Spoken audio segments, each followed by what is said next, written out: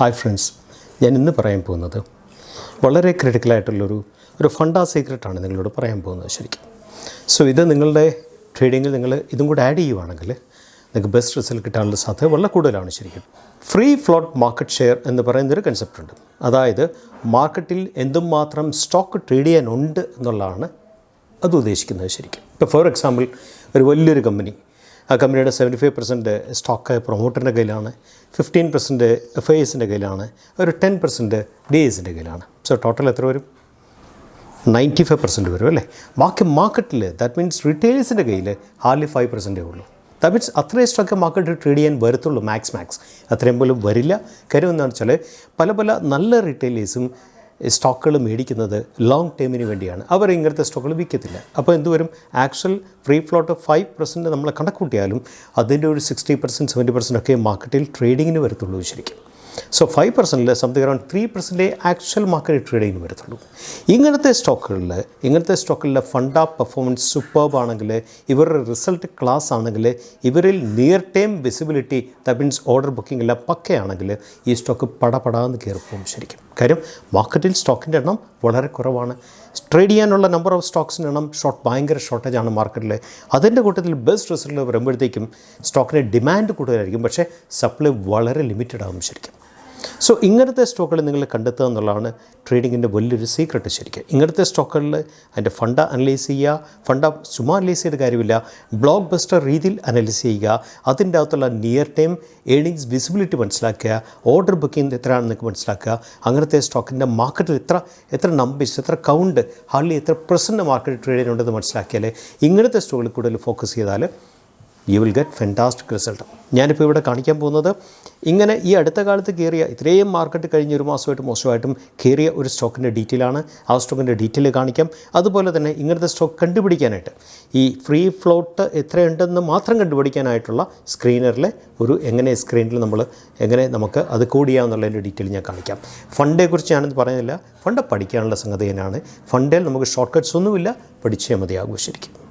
Friends, നമ്മളാദ്യം ചെയ്യേണ്ടതെന്ന് വെച്ചാൽ നമ്മൾ screener.in എന്നുള്ള സൈറ്റിലാണ് ഞാൻ സാറിന് ഇത് വർക്കൗട്ട് ചെയ്യുന്നത്. സോ അതിൻ്റെ സൈറ്റിൻ്റെ നെയിം ഇതാണ്, www.screener.in. അപ്പോൾ നമ്മൾ ന്യൂ സ്ക്രീൻസ് എടുക്കുക ശരിക്കും, ക്രിയേറ്റ് ന്യൂ സ്ക്രീനർ. സോ അവിടെ നമ്മൾ പ്രൊമോട്ടർ എന്ന് ടൈപ്പ് ചെയ്യുക, promoter holding. So you can keep greater than 70 and FIS holding again greater than you can keep 7. DI holding again greater than 7. ഇവിടെ FISൻ്റെ കൂട്ടത്തിൽ ആൻഡ് കൂടെ add ചെയ്യണമെങ്കിൽ അത് ആ ഒരു കൗണ്ടിങ് കംപ്ലീറ്റ് ആകത്തുള്ളൂ. Remove companies without reason quarter result എന്നുള്ള tick ചെയ്യുക, എന്നിട്ട് റൺ ചെയ്യുക. സോ നിങ്ങൾക്ക് എത്ര കമ്പനി വന്നിട്ടുണ്ട് ഇപ്പം ഇതിൻ്റെ അകത്ത്? സംതിങ് അറൗണ്ട് 17 കമ്പനീസാണ് വന്നിട്ടുള്ളത്.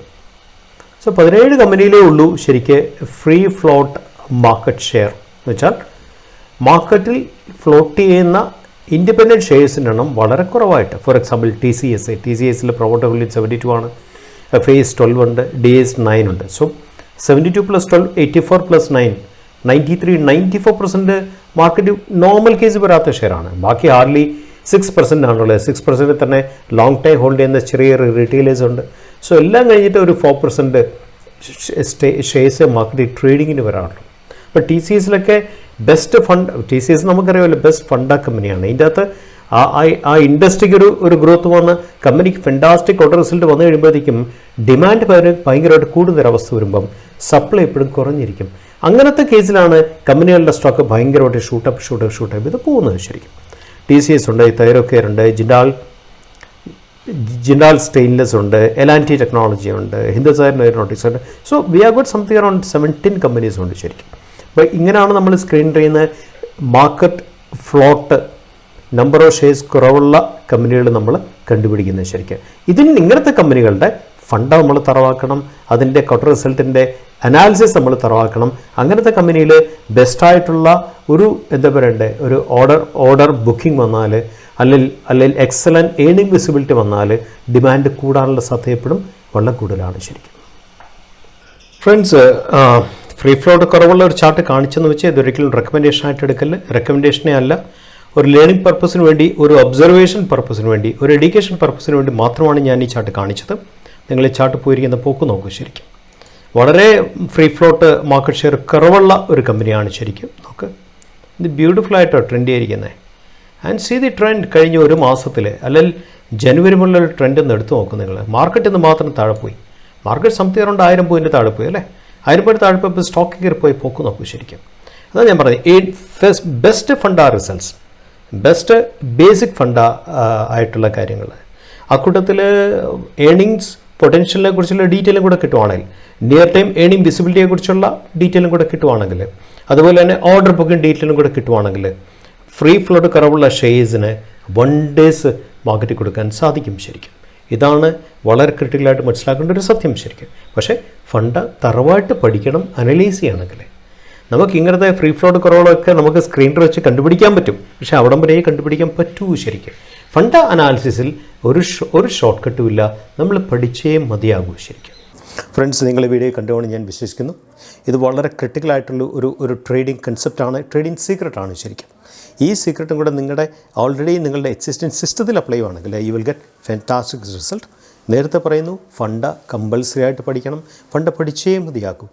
ഫണ്ട് പഠിക്കാതെ നമ്മൾ എന്തൊക്കെ അപ്ലൈ ചെയ്തിട്ടും കാര്യമൊന്നുമില്ല. ശരിക്കും we had to learn the fund. ശരിക്കും അതിൻ്റെ കൂട്ടത്തിലാണ് ഇങ്ങനത്തെ ബാക്കിയുള്ള വലിയ വലിയ മാറ്റങ്ങൾ സംഭവിക്കാൻ സാധ്യതയുള്ള നല്ല നല്ല ഇൻപുട്സ് കൊടുക്കുമ്പോഴത്തേക്കും റിസൾട്ട് ബെറ്റർ ആവുന്നത്. ശരിക്കും